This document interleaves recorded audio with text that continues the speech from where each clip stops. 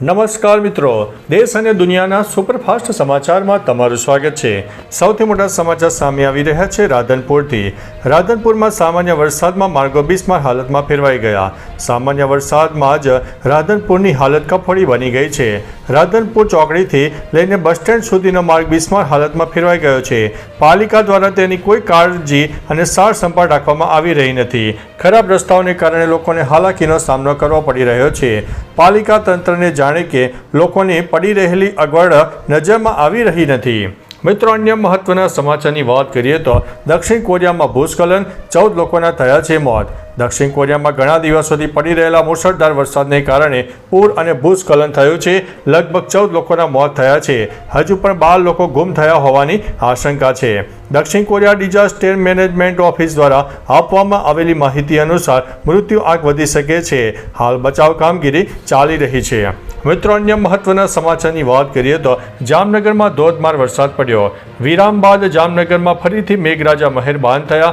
શહેર અને ગ્રામ્ય વિસ્તારમાં મેઘરાજાએ ધબધબાટી બોલાવી, જેના કારણે મુખ્ય માર્ગો પર પાણી ફરી વળ્યા। ગ્રામ્ય વિસ્તારોમાં ખેતરોમાં પણ પાણી ભરાઈ ગયા હતા। બપોર બાદ એકાએક મેઘરાજાએ ધમાકેદાર બેટિંગ કરી હતી અને વાતાવરણમાં ઠંડક પણ પ્રસરી ગઈ હતી। મિત્રો, અન્ય મહત્વના સમાચારની વાત કરીએ તો અમેરિકામાં પોલીસ તાલીમ કેન્દ્રમાં વિસ્ફોટ, 3 લોકોના થયા છે મોત। અમેરિકાના લોસ એન્જલસમાં બોમ્બ વિસ્ફોટમાં ઓછામાં ઓછા 3 લોકોના મૃત્યુ થયા છે। સ્થાનિક મીડિયાએ ભારતીય સમય મુજબ રાત્રે 9 વાગ્યાની આસપાસ આ ઘટનાની જાણ કરી હતી। આ ઘટના લોસ એન્જલસ કાઉન્ટી શેરિફ વિભાગના તાલીમ કેન્દ્રમાં બનવા પામી હતી। અહીં થયેલા વિસ્ફોટમાં 3 લોકોના મોત થયા છે।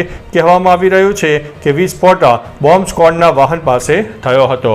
મિત્રો, અન્ય મહત્વના સમાચારની વાત કરીએ તો ઉડતા વિમાનના એન્જિનમાં આગ। અમેરિકાના લોસ એન્જલસમાં ડેલ્ટા એરલાઇન્સ વિમાનનું ઇમરજન્સી લેન્ડિંગ કરવામાં આવ્યું। વિમાને લોસ એન્જલસથી એટલાન્ટા માટે ઉડાન ભરી, પરંતુ ટેક ઓફ કર્યા પછી તરત જ વિમાનના ડાબા એન્જિનમાં આગ નીકળવા લાગી। આ પછી પાયલટે ઇમરજન્સી લેન્ડિંગ માટે પરવાનગી લીધી અને વિમાનને લેન્ડ કર્યું। લેન્ડિંગ પછી ફાયર વિભાગના વાહનોએ આગ ઉપર કાબૂ મેળવ્યો। સદનસીબે અકસ્માતમાં કોઈ મુસાફરને ઈજા થઈ નથી। મિત્રો, અન્ય મહત્વના સમાચારની વાત કરીએ તો ખેડૂતોને જુલાઈના અંત સુધીમાં 2019-20ના પાક વીમાની રકમ મળશે। પાક વીમાની રકમમાં જૂનાગઢમાં ખેડૂતો વંચિત રહી ગયા હતા। ધારાસભ્ય અરવિંદ લાડાણીએ જિલ્લા સંકલન સમિતિમાં રજૂઆત કરતા ઉચ્ચ અધિકારીઓએ ખેડૂતોને પાક વીમો ચૂકવવા માટે ખાતરી આપી હતી, જેથી હવે ખેડૂતોને 2019-20ના વર્ષનો પાક વીમો મળશે। માણાવદરના ધારાસભ્ય અરવિંદ લાડાણીએ એક વિડીયો મારફતે કહ્યું હતું કે મગફળીના પાકનો 33% વીમો મંજૂર થયેલો છે। મિત્રો, અન્ય મહત્વના સમાચારની વાત કરીએ તો 10 વર્ષના બાળકે દિલ જીત્યું છે। સેના ઉઠાવશે તેના શિક્ષણનો ખર્ચ। પંજાબના ફિરોઝપુરના 10 વર્ષના સવનસિંહની બહાદુરી અને સેવાને કારણે ભારતીય સેનાએ તેના શિક્ષણનો સંપૂર્ણ ખર્ચ ઉઠાવવાની જાહેરાત કરી છે। ઓપરેશન સિંદૂર દરમિયાન સવન સૈનિકોને ચા, દૂધ, લસ્સી પહોંચાડી હતી। સેનાના ગોલ્ડન એરે ડિવિઝને સવર્ણની પ્રશંસા કરી અને એક સન્માન સમારોહનું આયોજન કર્યું અને સવર્ણનું સન્માન કરીને તેના શિક્ષણની સંપૂર્ણ જવાબદારી ઉઠાવવાની જાહેરાત કરી છે। મિત્રો, અન્ય મહત્વના સમાચારની વાત કરીએ તો ચીન બ્રહ્મપુત્ર નદી પર બનાવી રહ્યું છે વિશ્વનો સૌથી મોટો બંધ। ચીને તિબેટમાં બ્રહ્મપુત્ર નદી પર વિશ્વના સૌથી મોટા બંધનું કામ શરૂ કરી દીધું છે। આ પ્રોજેક્ટ પર કુલ 12 લાખ કરોડ રૂપિયા ખર્ચો થવાનો છે। આ બંધ અરુણાચલ પ્રદેશની સરહદે આવેલા ચિંગચ્ચી શહેરમાં બની રહ્યો છે। અરુણાચલ પ્રદેશના મુખ્યમંત્રી પેમા ખાંડુએ કહ્યું છે કે ચીન આ બંધનો ઉપયોગ વોટર બોમ્બ તરીકે કરી શકે છે। જો ચીન અચાનક પાણી છોડે તો આખો સિયાંગ પ્રદેશ નાશ પામે।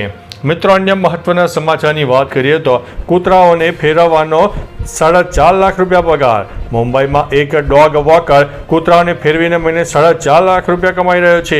મીડિયાના રિપોર્ટ અનુસાર આ માણસ સવારે અને સાંજે મુંબઈની પોસ્ટ કોલોનીમાં રહેતા વિવિધ ડોગ લવર્સના લગભગ 38 કૂતરાઓને ફરવા લઈ જાય છે। આ માટે તે દર મહિને 10 થી 15 હજાર રૂપિયા વસૂલ કરે છે। ખાસ વાત તો એ છે કે ડોગ વોકર તેના MBA ગ્રેજ્યુએટ ભાઈ કરતાં અનેક ગણી વધુ કમાણી કરી રહ્યો છે। તેના ભાઈનો પગાર 70,000 રૂપિયા છે। મિત્રો, અન્ય મહત્વના સમાચારની વાત કરીએ તો ચીન અને હોંગકોંગમાં વીફા વાવાઝોડાનું તાંડવ, મોટી તબાહી સામે આવી છે। વિપા વાવાઝોડે વિયેતનામ બાદ ચીન અને હોંગકોંગમાં ભારે તબાહી મચાવી છે. રવિવારે અનેક ફ્લાઇટ અને ટ્રેન સેવાઓ રદ થતાં હજારો પ્રવાસીઓ પ્રભાવિત થયા. હોંગકોંગમાં 140 કિલોમીટર પ્રતિ કલાકની ઝડપે પવન ફૂંકાતા 450 વૃક્ષો પડવાની ફરિયાદો મળી. ફિલિપાઇન્સમાં પણ વિફાના કારણે પૂર આવતા એકનું મોત થયું છે અને 43,000 લોકો પ્રભાવિત થયા છે. વિયેતનામમાં બોટ પલટી ખાઈ જતા 34થી વધુ લોકોના મોત થયા છે. મિત્રો, અન્ય મહત્વના સમાચારની વાત કરીએ તો કીર્તિ પટેલ અને નફ્ફટાઈ ભારે પડી, 1 મહિને પણ જામીન નહીં. ખાંડણીખોર કીર્તિ પટેલ ગત 17 જૂન 2025ના રોજ ધરપકડ થયા બાદ સુરતની લાજપોર જેલમાંથી બહાર આવવા માટે હવાત્યા મારી રહી છે. તેના વિરુદ્ધ 10 જેટલા ગુના નોંધાયા છે. છેલ્લા 1 મહિનામાં 2 વાર જામીન અરજી કરવા છતાં કોર્ટે બંને અરજીઓને નામંજૂર કરી છે. કીર્તિ પટેલ પર બિલ્ડર પાસેથી 2 કરોડની ખંડણી માંગવાનો અને સોશિયલ મીડિયા પર ખરાબ લખાણ પોસ્ટ કરવાનો પણ આરોપ છે. મિત્રો, અન્ય મહત્વના સમાચારની વાત કરીએ તો અમેરિકા અને તાજિકિસ્તાનમાં જોરદાર ભૂકંપ. અમેરિકાના અલાસ્કામાં ભૂકંપના જોરદાર આંચકા અનુભવાયા. ભૂકંપની તીવ્રતા રિક્ટર સ્કેલ ઉપર 6.2ની માપવામાં આવી. ભૂકંપનું કેન્દ્રબિંદુ 48 કિલોમીટરની ઊંડાઈએ નોંધાયું. ભૂકંપ પછી અમેરિકામાં સુનામીની ચેતવણી જારી કરવામાં આવી. તેવી જ રીતે તાજિકિસ્તાનમાં પણ ભૂકંપના આંચકા અનુભવાયા હતા. અહીં ભૂકંપની તીવ્રતા 4.6ની માપવામાં આવી છે. મિત્રો, અન્ય મહત્વના સમાચારની વાત કરીએ તો હાઈ પ્રોફાઇલ દારૂ પાર્ટી પર દરોડા, મહિલાઓ પણ ઝડપાઈ.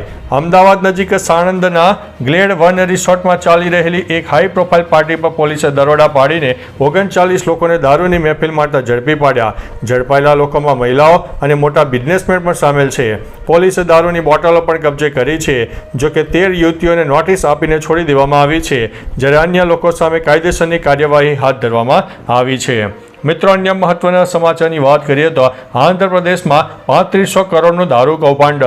આંધ્રપ્રદેશમાં 3500 કરોડના કથિત દારૂ કૌભાંડમાં પૂર્વ મુખ્યમંત્રી જગન મોહન રેડ્ડી પર YSRCPના સાંસદ PV મિથુન રેડ્ડીની ધરપકડ કરાઈ છે. આ કૌભાંડની ચાર્જશીટમાં જગન રેડ્ડીના નામનો ઉલ્લેખ છે, જોકે તેમને આરોપી બનાવાયા નથી. મિથુન રેડ્ડી પર દારૂ નીતિ સાથે ચેડા કરવા અને લાંચ લઈને સેલ કંપનીઓમાં પૈસા ટ્રાન્સફર કરવાનો આરોપ છે. SIT અત્યાર સુધીમાં 62 કરોડ રૂપિયા જપ્ત કર્યા છે. મિત્રો, અન્ય મહત્વના સમાચારની વાત કરીએ તો અમદાવાદમાં વહેલી સવારથી મેઘરાજાની પધરામણી થઈ. અમદાવાદમાં વહેલી સવારથી ધોધમાર વરસાદ વરસ્યો, જેનાથી સ્થાનિકોને આકરી ગરમીમાંથી રાહત મળી. બોપલ, આંબલી, ગુમા, સરખેજ, વેજલપુર, ઇસ્કોન, વસ્ત્રાપુર, બોડકદેવ, થલતેજ, ઈસનપુર, CTM, જસોદાનગર, બાપુનગર, નિકોલ, નરોડા, ઘોડાસર સહિતના વિસ્તારમાં ભારે વરસાદ પડ્યો. લાંબા અંતરાલ બાદ ભારે વરસાદથી અમદાવાદમાં સારા એવા ખુશીનો માહોલ પણ છવાઈ ગયો હતો. મિત્રો, અન્ય મહત્વના સમાચારની વાત કરીએ તો ગુજરાતમાં ભૂકંપ આવ્યો, કેટલી તીવ્રતા આવી હશે? હાલ દેશ અને દુનિયામાં ભૂકંપના આંચકા અનુભવાઈ રહ્યા છે, ત્યારે વહેલી સવારે કચ્છમાં ભૂકંપના આંચકા અનુભવાયા હતા. આ ભૂકંપની તીવ્રતા રિક્ટર સ્કેલ ઉપર 4ની માપવામાં આવી છે. ભૂકંપનું કેન્દ્ર બિંદુ ખાવડાથી 20 કિલોમીટર દૂર નોંધાયું છે.